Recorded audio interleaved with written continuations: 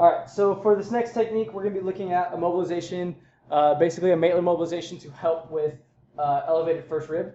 So again, we know all the potential issues that we might have with an elevated first rib, so we want some more techniques that we can do to try to help depress that. So basically what we're going to be doing is just applying a Maitland mobilization to the first rib, just in a straight downward or depressive kind of direction.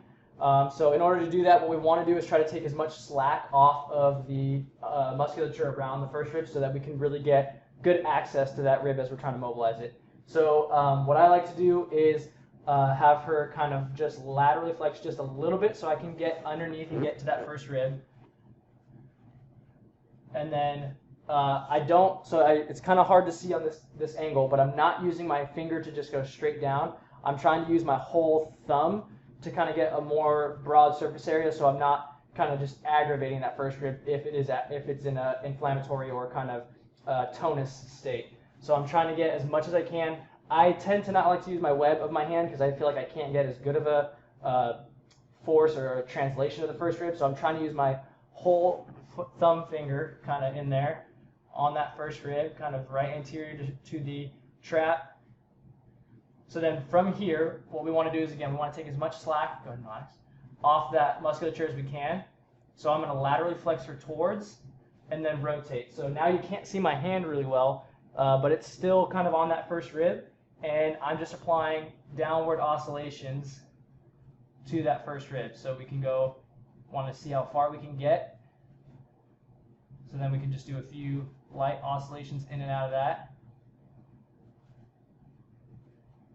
Or if we want to try to get a little bit more aggressive, she likes that. Really trying to get that depressive force. Something that I've learned that can also help kind of get a better range of motion is actually having the patient go ahead and sit up, laying on, all the way, a pillow. Go ahead, lay down now. To where she, as you guys can see now, her head's in more of an extended position, her neck is. So if she gets into more neck extension, we're taking more slack off that trap. So she can go ahead and relax her head into my hand all the way. Nope, not your head. There you go. So that way, she gets more neck extension and it takes a little bit more off. And so now I can easily feel that first rib to apply that downward force.